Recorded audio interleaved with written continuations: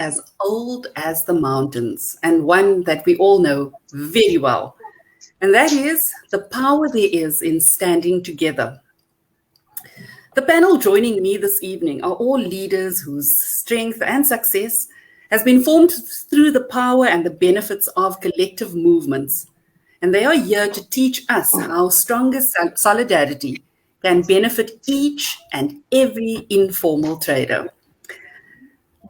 It is my pleasure again, Madam President, to welcome you to our SAITA Straight Talk. Welcome, Mrs. Rashida Muller.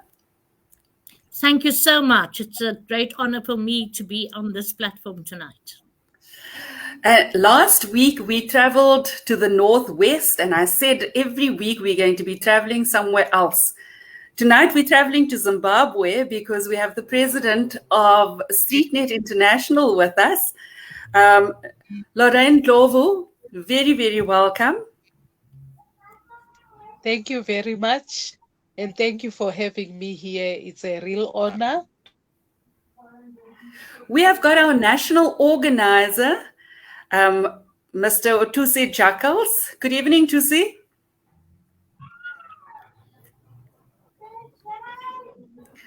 We have our National Director of Membership, Mr. Paul Bester. Good evening. A very good evening to you, Comrade Louise, to everyone. Evening, Tusi. Good evening, Chairperson and panelists. Good evening to you, and everybody listening in. Good evening to you as well. And then, last but not least, a powerhouse of a lady, Shireen Rowland. Shireen, you are from the Mitchells Plain United Hawkers Forum. Good evening and welcome. Good evening. Thank you, to you, and thank you for having me. It's a pleasure. Madam President, we're talking of solidarity, the power of many voices but one message. We're talking of standing together. Please, can you set the scene for us for this panel discussion this evening? Thank you once again, Louise, our host. And I want to greet all those who are tuned into tonight's session. And let's see how we can bring across the purpose of tonight's topic. The topic of tonight is why a unified voice for informal traders. And allow me to begin with our slogan, nothing about us without us. The emphasis on us, the collective, not a I or a me or a you, but us. You know, during the apartheid regime, there was also a slogan on their coins, Eendrag maak mag. Or to translate that, unity is strength. But of course, that didn't apply to us then. But we are here now, you know, and these examples speak and are relevant to our topic tonight. Comrades, we know the sector. We are aware of its challenges. We live it every day. We all seek to uplift ourselves and to develop. So tonight we're talking about unity, and that is the stage that we are engaging upon. Thank you, Madam President. I want to direct the conversation to Comrade Tusi. Comrade Tusi, you're the national organizer of SAITA. The organization got together in 2013. There must have been lots of changes, lots of movements, lots of growth that has happened as a collective. And all because SAITA represents the voice of the vulnerable worker. Take us through this journey.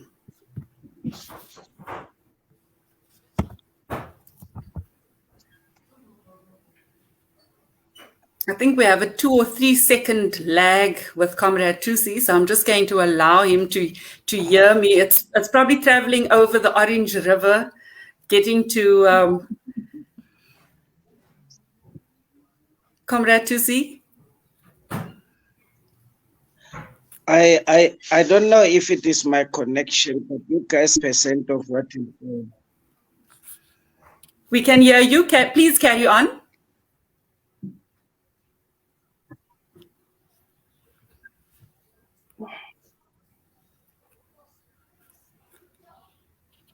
Comrade Tusi? If you can hear me, hold on, then I'm going to move on to the president of StreetNet so that we can just keep the momentum going. Lorraine, as the president of StreetNet International, I can only hear 10-15% connection in the side. Okay, no, but that's perfect. Comrade Tusi, we can't help for a bad signal. That is unfortunately outside of our control. But thank you so much. Lorraine, let me just come back to you. StreetNet International. We've spoken to our national president of South Africa, the South African Informal Traders Alliance, and now we've got you, the president of StreetNet International. Now, you didn't become an international movement just by deciding to be an international movement. You must have had collective buy-in, collective reasons, fighting for one goal. Please take us and help us understand why StreetNet became an international organization and what the benefit would be for us as South Africans to align ourselves into one voice, one message, one sector. Thank you, Louise. And I'll start off by briefly explaining the outreach of StreetNet, of which SAITA is a member. And StreetNet International is a global alliance of over 600,000 informal economy workers in 52 countries. This global alliance, which works with the informal economy workers around the world, has got a high percentage of women as informal economy workers. And I'm quite happy to note that even within the SAITA leadership, there is a presence of women.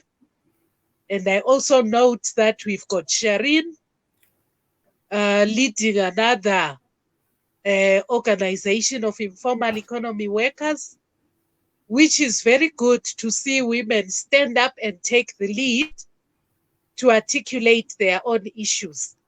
This is very much in line with the StreetNet principles and values.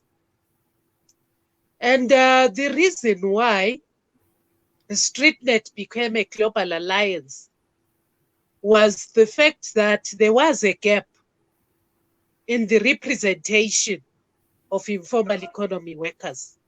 I think we had a brief informal talk, and we spoke about there being no visibility, no space to articulate issues for informal economy workers. StreetNet is an alliance and a platform where we can come together and we can magnify our voice, we can amplify our voice and demands for decent work for the informal economy workers, among other things. And when we talk about decent work, that's where we see the need for a lot of things which affect informal economy workers globally.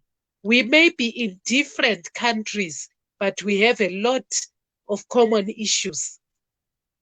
I will quickly take us to the current situation of the raging pandemic, COVID-19. This has actually shown us that there are such huge gaps in terms of social protection for workers in the informal economy. and so many other vulnerable workers. And it is becoming highly important for us to unite and speak out as one voice, articulating our common issues. When we look at the growing informality, it also shows us that informality is no longer a choice, but this is a necessity, necessitated by the unfriendly labor laws which continue to apply in the different countries. The current form of work and the current economies which promote modern day slavery by maybe not giving even the formal workers the wages which are due to them. You find that workers put so much energy and effort in working, but they gain very little. The quality of life is still highly compromised. And as we look at COVID, the pandemic, it has also shown that there was a general exclusion of the informal economy workers, including migrant workers, from COVID-19 emergency cash and kind transfers. This has led to increased exposure to the disease, to death and hunger for most informal economy workers. This further necessitates the greater need for us to unite from the different countries as informal economy workers to push our demands for inclusion, demands for universal social protection. And when we talk about universal social protection and social protection itself, when we say social protection, it sounds complicated, but these are issues which affect us on a daily basis. I can name just a few to say when we talk about social protection, we are talking about access to such basic rights and basic necessities as access to health, maternal health care, and even access to child care facilities, which are affordable and of a good quality, be it in private or public facilities. And we also speak about the access to all these things that I've mentioned before, to say when there is a crisis, there should be a fallback plan to provide a soft landing for the vulnerable workers and the vulnerable members of society. I think right here I will take a breather and allow the conversation to continue. I will come back again if I get an opportunity. Thank you. Thank you. Thank you so much, Lorraine. You have touched on so many aspects that I think anybody that is an informal trader, or perhaps any of our corporate stakeholders, or just any member of the public that has listened here, is as astounded tonight to see just the many layers that there is to the informal sector and the challenges that often we take for granted in the corporate sector. It reminds me of an onion, that if you take an onion and you cut it, you see the rings, and that's almost the layers and the layers of the informal sector, and how many people and how many different circumstances we are faced with every day. But I think for me, what I want to just revisit again is that last part of what your statement was, and that is about providing the soft landing. And the soft landing can only happen when we hold hands with each other. Because if you fall alone, you fall hard. But when you fall and there's people around you, you might not hit the ground entirely as hard, isn't it? So I think that is really the crux of this conversation. And that is that together, the landing does become a lot softer. So we've been national and we've gone international, and suddenly we also realize that what we're seeing in South Africa is not just a South African phenomenon, but it's always good to hear from home. Shireen, you come from the Mitchell's Plain area, and I'm sure you've got lots and lots of stories to tell us in terms of what happens when you stand alone, how the movement came to becoming a focused group of hawkers, and how that has benefited you as a collective and your association with SAITA. Please take us on your journey. Good evening. Yeah, it has not been an easy journey. It's been a journey of almost 3 decades. We've had many challenges trying to unite the sector. It was not easy. We have always been exposed to the third force influences and trying to divide the informal sector. Thus, that I feel that is the reason why we have lagged behind for the other sectors. Over 25 years ago, the municipality told us, listen, we don't want to speak to factions. We want to speak to a collective. And that forced the informal sector to start organizing themselves into organizations. And then from there, they were selected to represent. However, it was not as broad as it has become now. And it is beneficial. It's more beneficial now because we are speaking with one voice. Our outcries are the same. There is nothing different other than your commodity that you operate with, but the circumstances are the same. So we are going through training and having conversations with the informal sector. And it is often said, if you must make an example of other sectors' achievements through unity. You know, often in Mitchell's Plain, we must tell the traders, listen, have you seen all the benefits the transport sector are benefiting from, the taxis and those people? Why are we lagging behind? We are lagging behind because we are not united. We need to strengthen this voice and speak with one voice. Have one blanket law covering the informal sector instead of the one municipality doing his thing and differently from the other. Because at the end of the day, we are survivalists.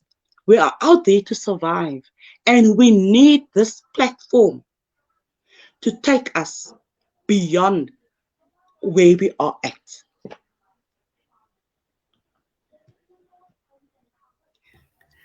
"25 years, Shireen, and you've just given me goosebumps all over.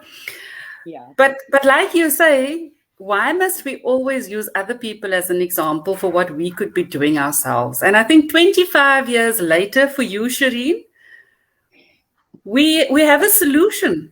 Rashida is spearheading that. And Paul Bester, who's our National Director of Membership, he has the answer as to how we're going to do that. So, Paul, the floor is yours. Please help us understand how we can become part of this collective. How can we really become us and not us and them? Thank you so much, Chairperson. And first and foremost, let me just say this. with respect to the previous speaker, Comrade Shireen, I think she's done exactly what I wanted to do. She's just told the whole story, and I wanted to introduce her as the Deputy National Director for Membership. She's done a beautiful job. Thank you for doing what you just said. But in all in seriousness, let me just say this. Unity is what is needed. And you sit tonight in the presence of a national president, of an international president, sitting in the presence of Shireen, Comrade Shireen, who's been in the trade for 25 years. And yet she talks of a divide. And if you look at the union environment in South Africa, look at what's currently happening. A union like Nehawu sits in Johannesburg and talks of an increase for its members. And our member somewhere in the Eastern Cape, in a small little town, Mkwandule or wherever, gets that 1 or 2 or 10% increase because he's a member and he's part of that unity. He doesn't even know the person that's talking on his behalf, but there's somebody negotiating on his behalf because they are united as a union. And he gets that. He just sees on his pay sheet the end of next month, there's a 10% increase. Because the fact that he's united and belongs to a united force has done that for him. Now, I think one of the issues in the informal sector, there's twofold that I wanted to talk about before we proceed. Shireen has answered me this, 25 years as an informal sector. And I think the difference between that is the national government and the provincial government. National government has labor laws. And you work as a cleaner or as a admin clerk somewhere, the labor law protects you. Doesn't matter who's in control. If you're in formal sector and you work in Mitchell's Plain, for 25 years it was the National Party, then the ANC, then the DA, then whoever comes in control, and each time every person in control has a different view of where they want to go. And the people that bears the brunt of that is the informal sector. First, they don't need permits because that person or that grouping is not so worried about permits. So they proceed doing that. Then the next grouping comes in, permits is needed. Where do we go? There's a whole new structure. There's a new bylaw, and they call it different new word. And the people at the ground, it's the informal sector, they bear the brunt. Now, what is a problem in South Africa is that 800 million rand is done by the informal sector. And that's a big, big bunch of money that goes to the GDP of the country. Yet they are marginalized. And I think the word informal makes people to think them as lesser. People walking the street, going into ShopRite, you talk of the informal sector, you are immediately there's a mindset that it's an inferior trade, or people do that just to survive. If you koop sokkies or they sell food just to survive, and it's not that. It's not that. The informal sector is needed because the informal sector is what keeps the townships and keeps, the poor people and even middle class people going. I mean, I myself go to Khayelitsha and I go shop there at trades and markets on the roadside because that's where you get the freshest fruit. They get it in the morning at the market and they sell it on that day. You don't have to go to Pick n Pay that puts their stuff in the storage. So what I wanted, and I've sort of veered off my story that I wanted to go to, or the reason that you're talking to me. I'm from SAITA. SAITA aims and is going to unite the informal sector as we know it. Now, the message that I have out to the comrades sitting in the panel, as well as the thousands and thousands listening to us tonight on the internet and on the Facebook page, is the following: we need you to unite. And why do we need you to unite? What's the reason for that? Is so that we can speak in one voice. So that when Comrade Rashida, Comrade Shireen, Lorraine goes to a national meeting, she speaks on behalf of thousands of us. And when an agreement is signed, it's not signed for 2 or 3 people. Everybody will know about it. How do we do that? We are going to launch offices across South Africa, SAITA offices, call it contact offices, so that people can have the issues come to us and belong to SAITA. You can still belong to your province, to your market, or to your hawker situation, but SAITA National is going to have offices across South Africa where we are going to listen to your issues, deal with your matters, and give you a resolve on that. But what is that? That's what we promise. But what's in it for you? Why would somebody join us?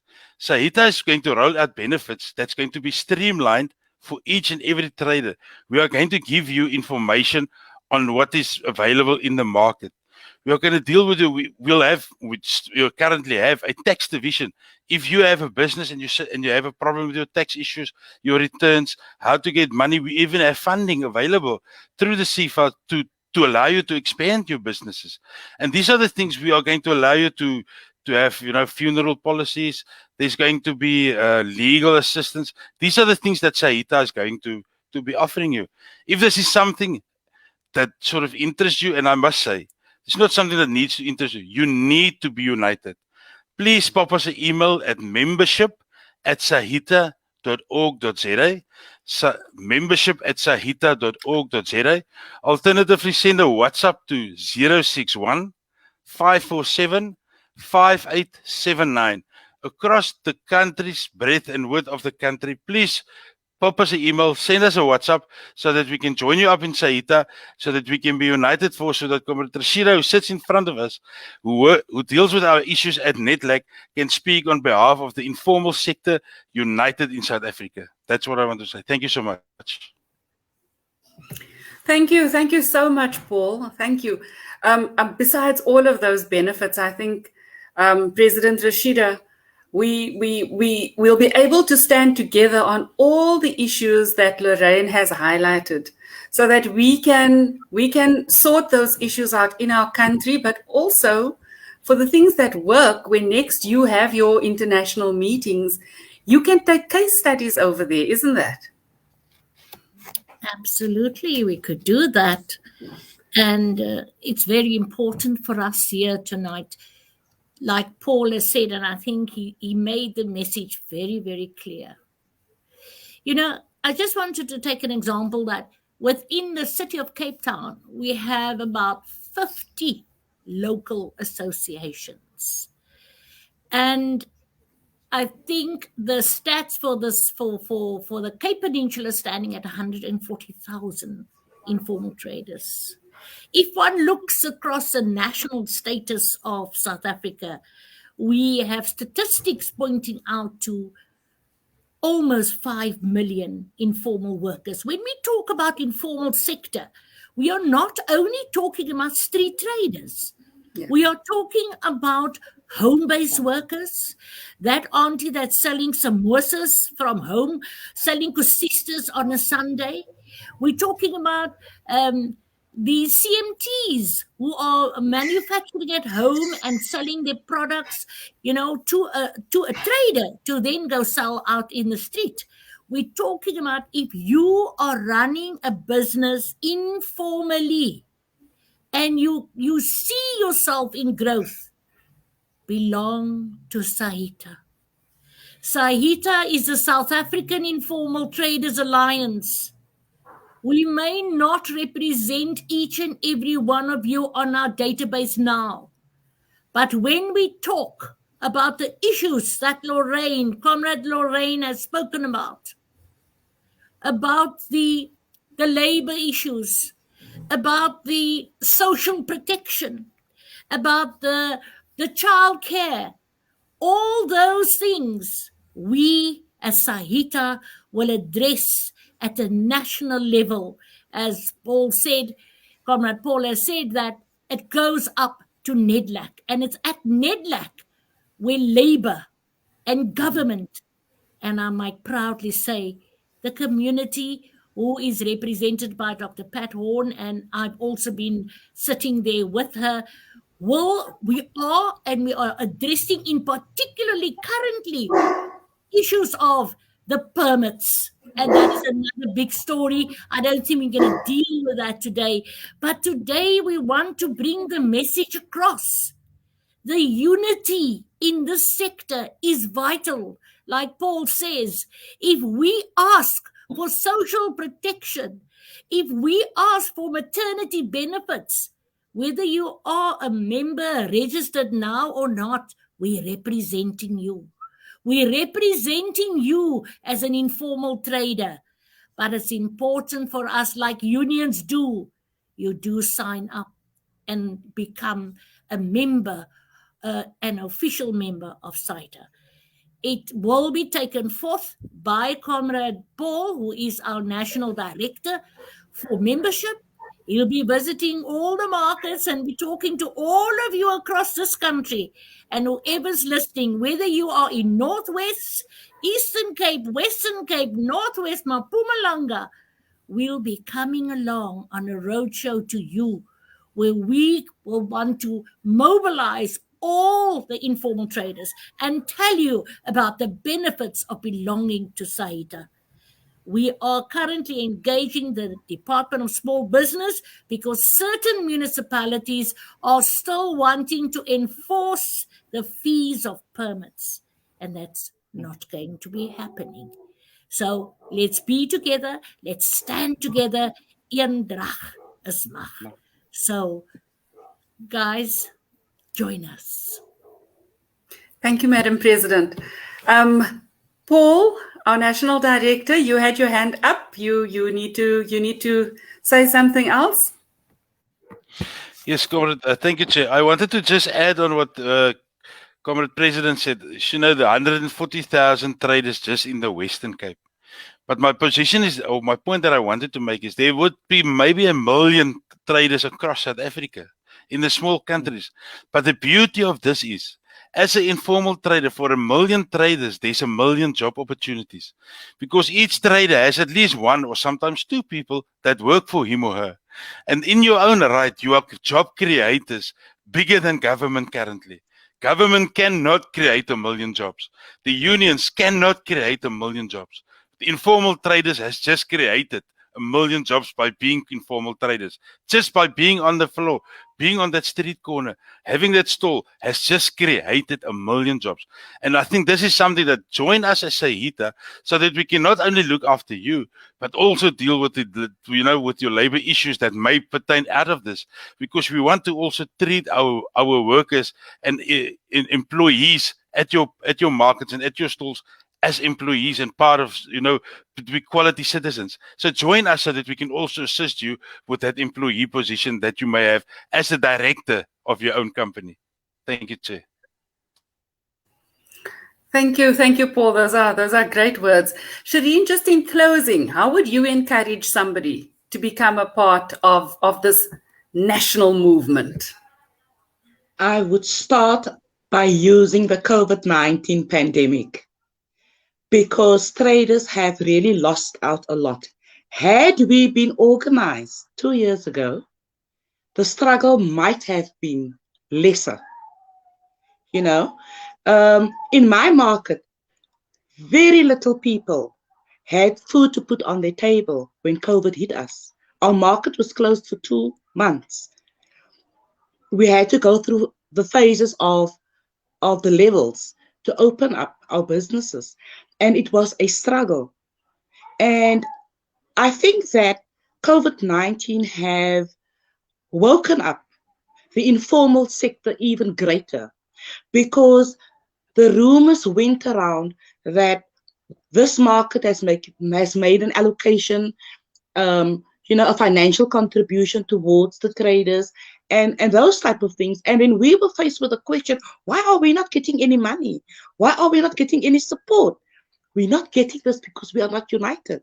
If we had united even just 6 months before COVID-19, they would have been so happy. And it is a very, very old process. I've also worked with Pat Horn and with Street Debt many moons ago.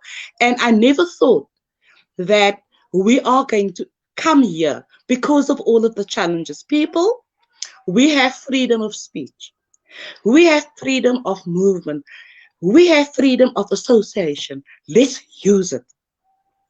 Because 25 to 27 years ago, I think that democracy was too young, and people were still hung up with the old way of laws and rules. But many conversations have brought us to this point. And I want to applaud our president, she's our grandmother, to the sector for the hard work that she's put in. Because I have jumped off the ship many times, but I find myself coming back. I need to trade. I need to live, but I need to be protected. And this is what I want to say to the traders out there. Please let us unite. Let us not look at the personality that makes the speech or puts in the effort.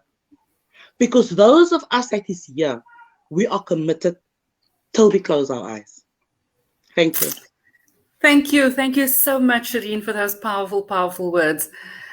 Lorraine, I'm going to give you an opportunity for some closing words too, for some encouragement in terms of just SAITA. What you've heard here tonight, I'm sure makes your heart smile. So just give us some closing words, please, Lorraine. Thank you very much, Louise.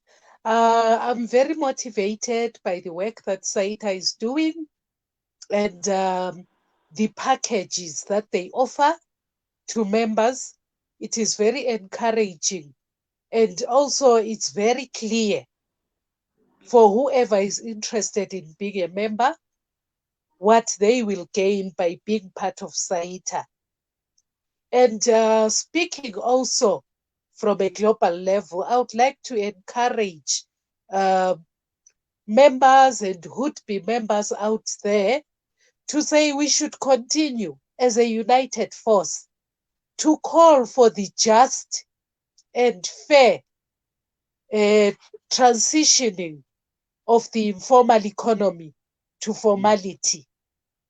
Because out there is a perception with some governments, whether it's deliberate or whether it's by oversight, to say that formalization of the informal economy is taxation. That is not true. Mm-hmm. There is a whole lot involved in formalizing the informal economy. There are certain conditions that member states also have to meet to protect, to safeguard the rights of the informal economy workers, as well as to assist them to grow and create a conducive environment for informal economy to transition to formality in line with the ILO recommendation 204. When we go through the ILO recommendation 204, it is quite clear on what is expected of member states, on how the informal economy can be transitioned to formality by our different countries. And this is also an advantage for organizations to be part of a global movement such as StreetNet, because we do have an opportunity to engage in the International Labour Conference processes on behalf of the broader informal economy workers to ensure that whatever international labor standards are crafted there, we get the voice of the informal economy workers in. I will also speak to the quite recent convention, which is the ILO Convention 190 on the elimination of violence and harassment. Violence and harassment are very prevalent within the informal economy work. And we need to upscale our unity, because there are countries. I am happy that Shireen has said there is freedom of movement, freedom of association. That is very good where SAITA and members are concerned. But there are countries which still continue to put informal economy workers in a corner, treat them as a public nuisance, and also take away a lot of their rights. And also there is a lot of harassment and violence against these workers. This is quite opposed to the This is quite opposed to the ILO Convention 190, which promotes the protection of all workers in the different workplaces and in the world of work. So we have a lot of work to unite and to speak with one voice, so that at the end of the day, we will have the slogan that we believe in, to say nothing for us without us. And we should continue in our respective countries to call and demand for a seat at the table when it comes to social dialogue platforms, so that we articulate our issues and nobody speaks on our behalf. Thank you. Thank you so much, Madam President. I think to South African informal traders, if having SAITA only represent us on harassment and violence, then we've already bridged and crossed a huge hurdle. Paul, I'm going to ask you again, please, just with our viewers, share the contact details that anybody can contact you on to become a SAITA member, to become part of this movement, to become part of having your voice heard. Thank you, Chair. Yes, the email address is membership@saita.org.za, membership@saita.org.za, and the phone number for WhatsApp 061 547 5879. Thank you, Chair. Thank you, Paul. Rashida, final word is yours in closing. I am just in awe. The fact that we have our live shows in Straight Talk SAITA and bringing on board international leadership like we have tonight in Lorraine, the president of StreetNet. I can only see that, like I would say, or someone told me, the sky is not the limit.